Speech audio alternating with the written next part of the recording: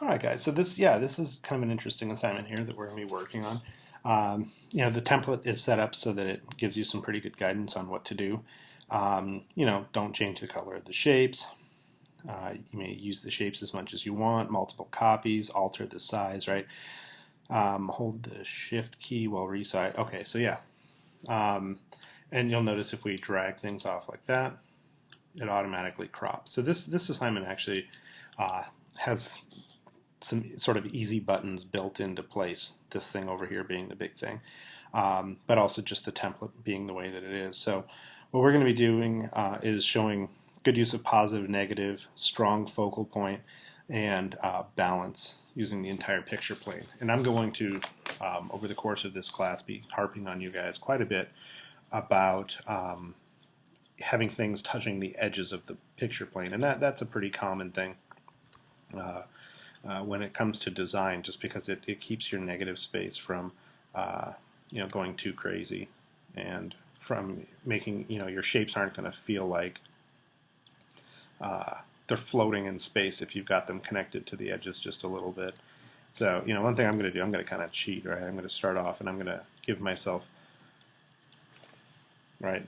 And again, we're looking only in this window here. Once we get it, Illustrator file, once we get all this done, you can clip things. Actually, I don't like the way they do that in here, but you'll want to, what was I thinking? You'll want to crop it down and make sure that it's all well presented once we are done with it. So anyway, lots of shapes. I'm going to start off by just breaking up my negative space completely. And now, if I copy and paste, and I'm just going to always copy and paste off of here. I'm never going to drag any of those over. So here we go. So now suddenly, if you look in that picture plane, do you see how this white and this white here, they're kind of interesting because they're ambiguous. Are these white forms on a black ground, or is this black on a white ground? I don't know.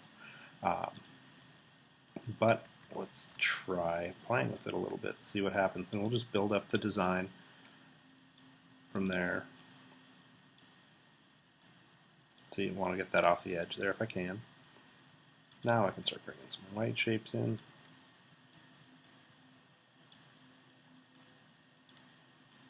So what I'm going to do here is I'm going to hold this, and I'm going to hold my shift key while I select that, and then in my alignment tools, kind of bump those together.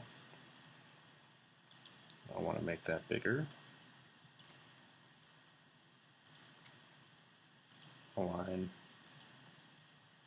Actually, it's horizontal and vertical. There we go. Okay, so now it's cutting in, doing some interesting things there, but as I'm sure you probably are going to guess, I want to move that off the edge just a little bit so that it breaks up this white space up here and here. I'm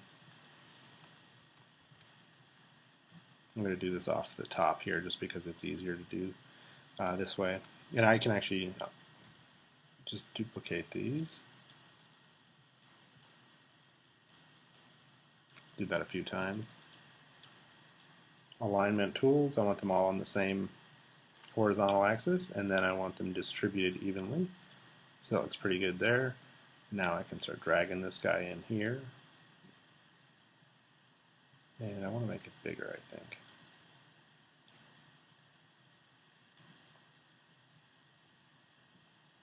There we go.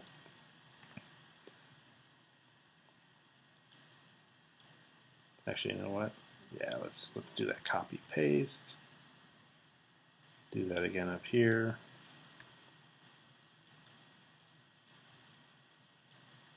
So just make it random. Line it up, distribute evenly. It's a little hard to see, but I don't really care too much. It doesn't matter that much. Let's go something like this. Okay, so I'll get another one of these white lines, but I want to this time have it sort of its own thing. Because remember, focal points are one of the goals here. So I'm thinking this circle here ends up, I think, being kind of a focal point. All of these diagonals end up pulling us back to the circle. So something on the top to help pull it towards there without being too obvious. We could copy and paste a triangle.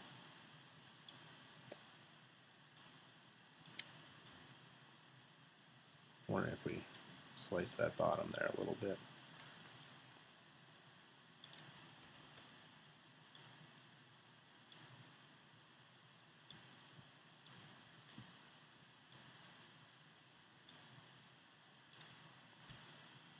All right. So in the end, this is going to be our design with what's in that box there. And, I think that ends up being kind of an interesting design.